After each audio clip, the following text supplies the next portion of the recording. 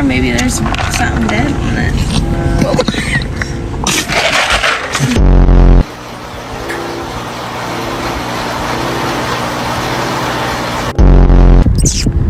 Meh. Meh.